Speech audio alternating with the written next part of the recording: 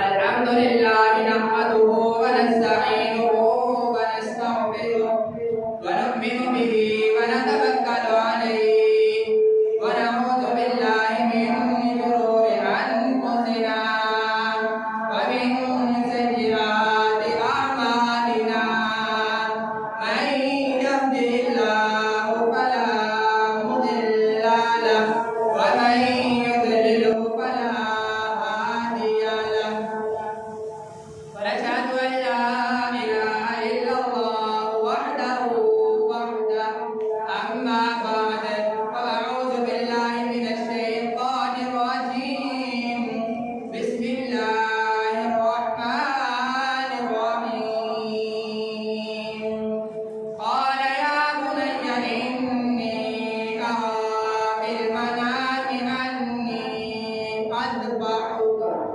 أذبحك فانظر ماذا ترى قال يا أبت افعل ما تؤمر ستجدني إن شاء الله من الصابرين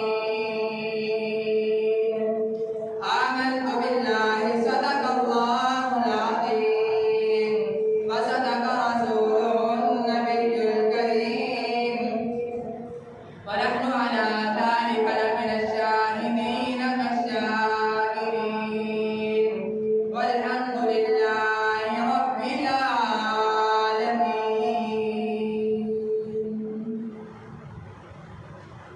पितर बोला कि बेटा मैंने ख्वाब देखा है। पितर बोला कि बेटा मैंने ख्वाब देखा है।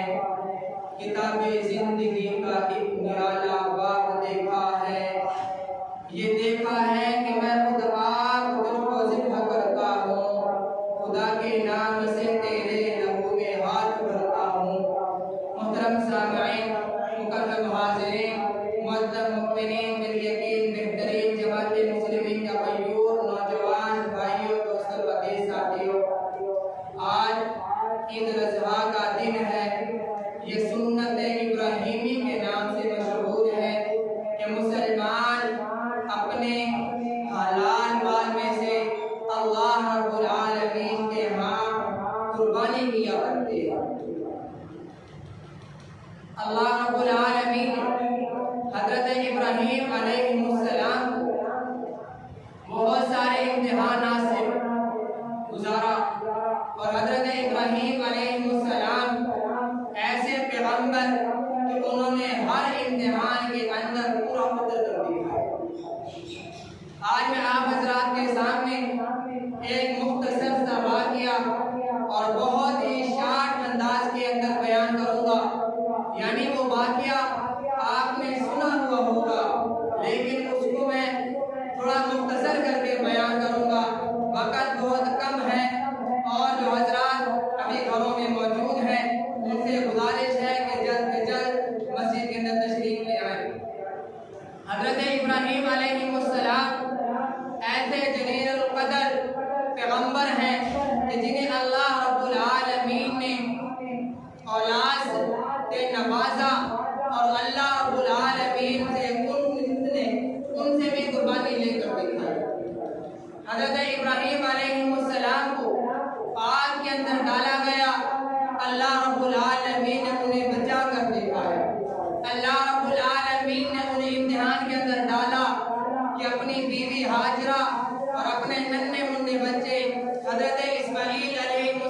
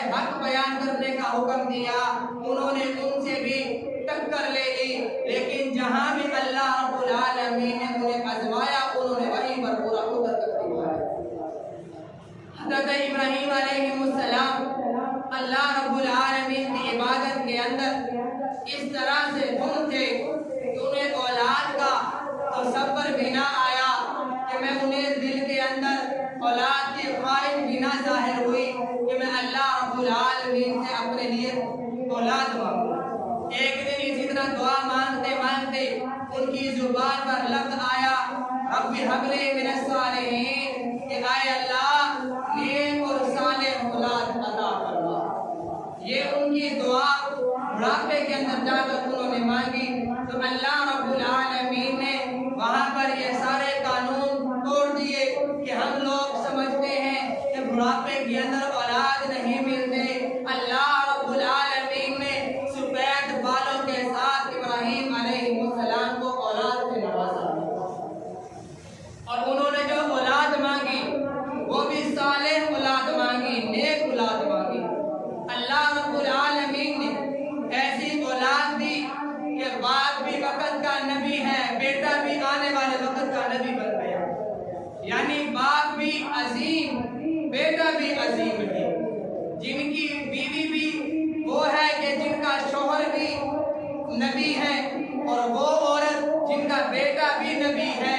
ऐसे अजीम और शान घराना जिनसे अल्लाह रब्बुल आलमीन ने कुर्बानियां दी, और अल्लाह रब्बुल आलमीन ने उनसे इम्तिहानात लिए।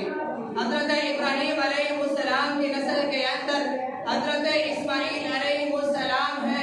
अल्लाह रब्बुल आलमीन ने उन्हें तोहफे के तौर पर आबे ज़मज़म का चश्मा अता फरमाया है। उन्हीं की औलाद और नस्ल में से जनाब नबी करीम सल्लल्लाहु अलैहि वसल्लम दुनिया के अंदर तशरीफ लाए हैं। अल्लाह रब्बुल आलमीन ने उन्हें हौज़े कौसर का तोहफा अता फरमाया। कैसा अजीम व शान नबी कि जिनकी औलाद से अल्लाह रब्बुल आलमीन ऐसी ऐसी नेमतें अता फरमा रहा है, ऐसे ऐसे तोहफे अता फरमा रहा है। किसी को आबे कौसर दे दिया, किसी को आबे ज़मज़म दे दिया, जिसको आज पीने के लिए हर मुसलमान तड़पता है कि काश मैं वहां जाकर आबे ज़मज़म का पानी अपने हाथों से पी कर आऊं।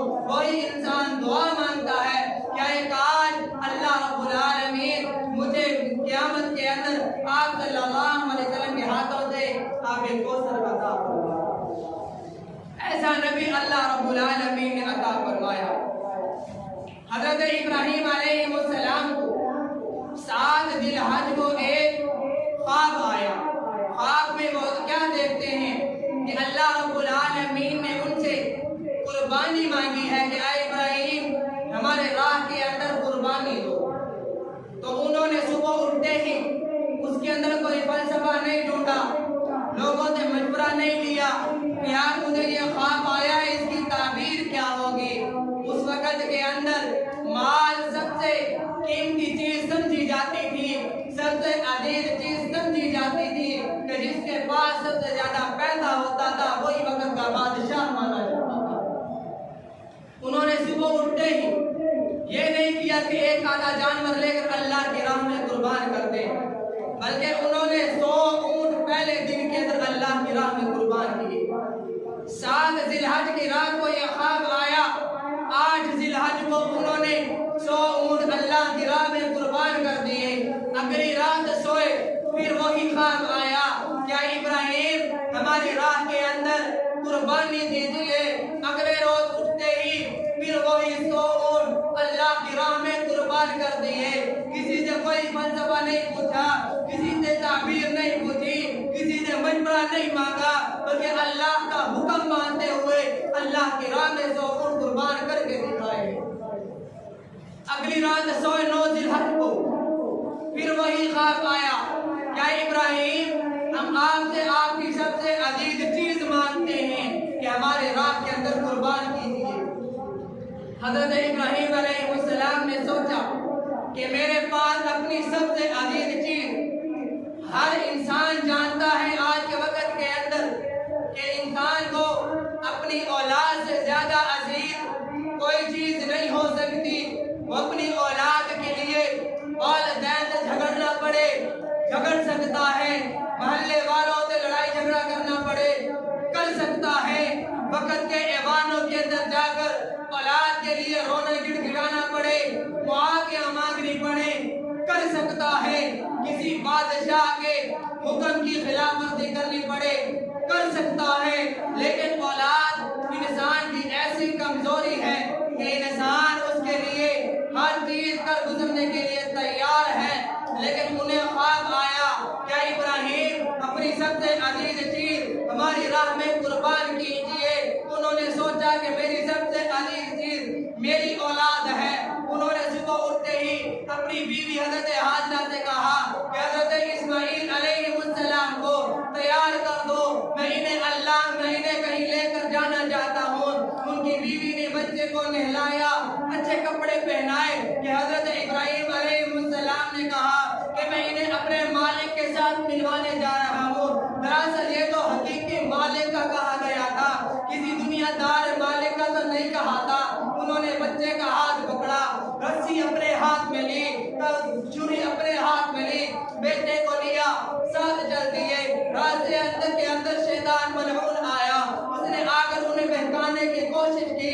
हजरत इब्राहिम अलैहिस्सलाम ने उन्हें साथ कंकरियां मारी कि ये शैतान मलऊन मुझसे दूर हो जाए। फिर शैतान ने दोबारा हमला किया, उन्होंने फिर उन्हें साथ कंकरियां मारे।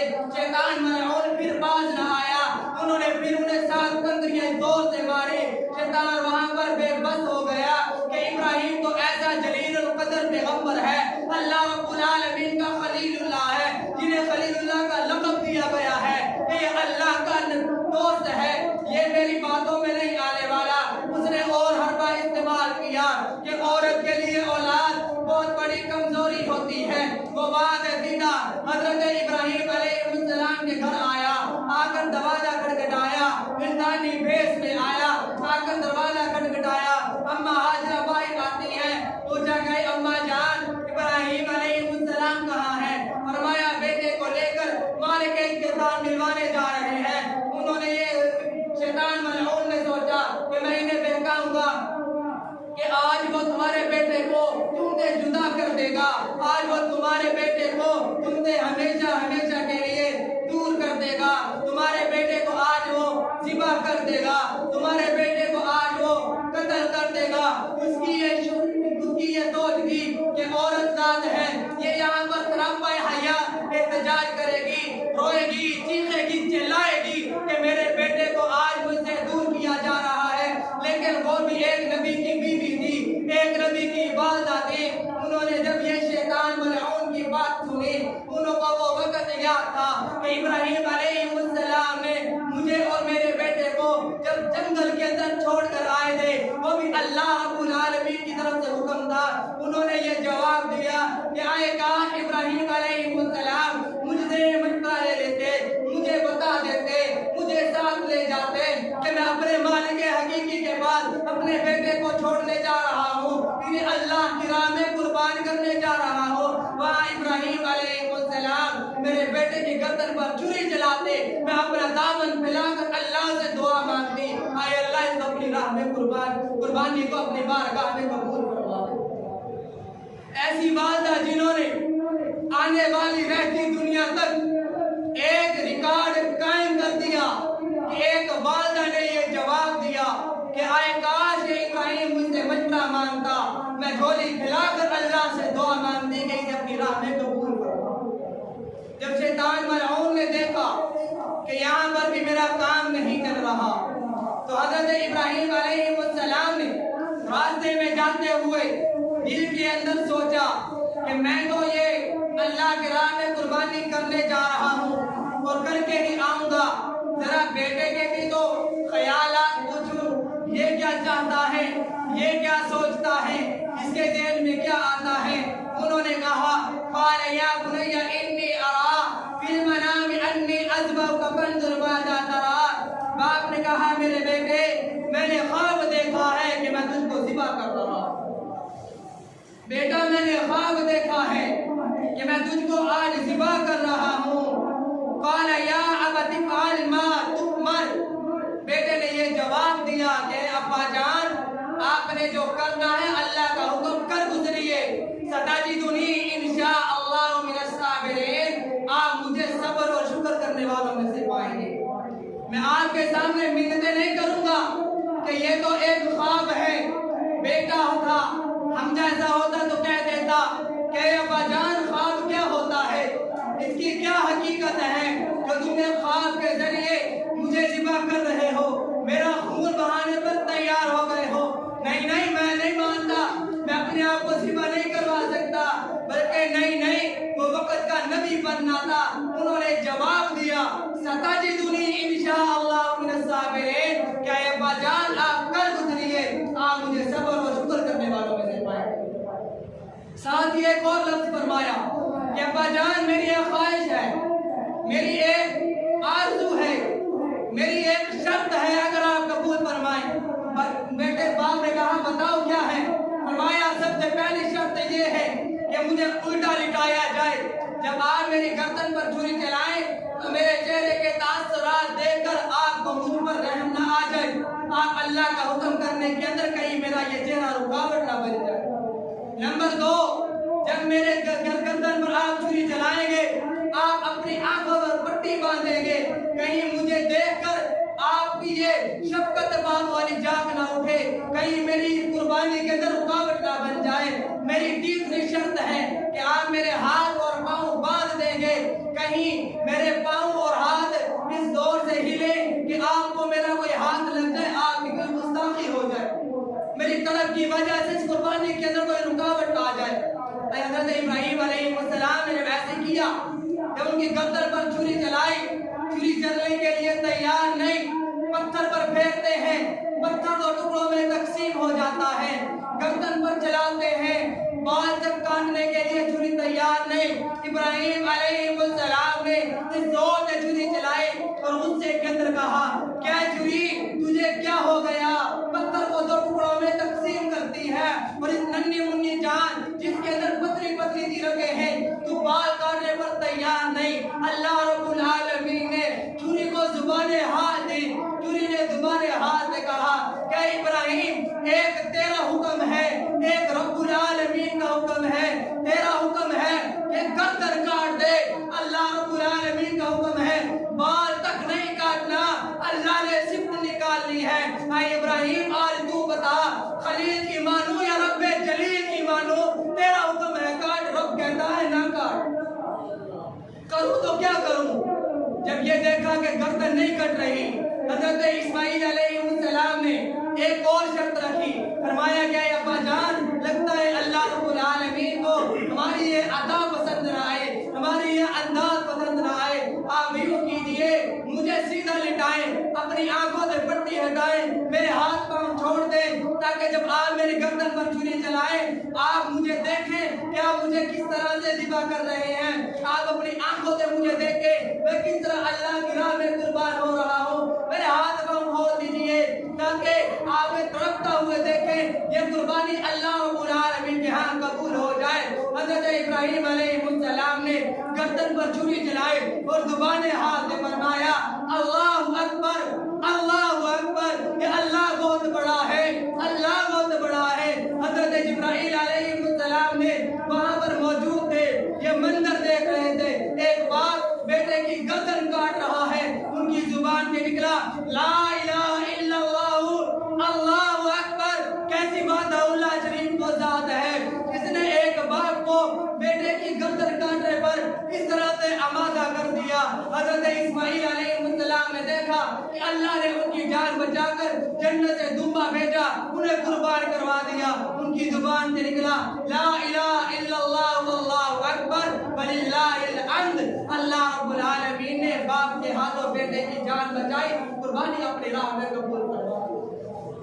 दुआ है कि अल्लाह रब्बुल आलमीन हम मुसलमानों की ये कुर्बानियाँ अपनी राह के अंदर कबूल फरमाए, जो नहीं कर सकते अल्लाह रब्बुल आलमीन उन्हें करने की तौफीक अता फरमाए, उनके पास वसाइल अता फरमाए। जो हज़रात के घरों में मौजूद हैं उनसे गुजारिश है कि जल्द से जल्द मस्जिद में तशरीफ ले आएँ और ईद नमाज का तरीका सुनने, इंशाअल्लाह उसके बाद ईद नमाज खड़ी हो जाएगी। तकरीबन साल बाद आती है, तरीका भूल चुके होते हैं, एक मरतबा दोबारा याद दहानी हो जाएगी। हम यहाँ पर नियत बांधेंगे दो रकात नमाज नफल 6 जायद तकबीर ईद उल अज़हा के पहले हम अल्लाहु अकबर कहकर नियत बांध लेंगे। उसके बाद सब हज़रात सुब्हानकल्लाहुम्मा व बिहम्दिका व तबारक अस्मुका व तआला जद्दुका व ला इलाहा गैरुक, यानी इस तरह पढ़ेंगे। उसके बाद पहली रकात के अंदर सना के बाद सूरह फातिहा से पहले 3 जायद तकबीर होंगी। पहली तकबीर के अंदर हाथ उठाएंगे, हाथ छोड़ देंगे, दूसरी तकबीर के अंदर भी हाथ कानों तक उठाएंगे, हाथ छोड़ देंगे, तीसरी तकबीर के अंदर भी हाथ कानों तक उठाएंगे, हाथ बांध लेंगे। पहली रकत मुकम्मल हो जाएगी। दूसरी रकत के अंदर इमाम साहब किरात करेंगे। रुकू में जाने से पहले अल्लाहु अकबर कहकर हाथ छोड़ देंगे। दूसरी मर्तबा भी अल्लाहु अकबर कहकर हाथ छोड़ देंगे। तीसरी मर्तबा भी अल्लाहु अकबर कहकर हाथ छोड़ देंगे। चौथी मर्तबा बगैर हाथ उठाए अल्लाहु अकबर कहकर रुकू में जाएंगे। नमाज पूरी हो जाएगी। उसके फौरन बाद दुआ होगी। उसके बाद खुतबा होगा। ईद नमाज पूरी हो जाएगी। तमाम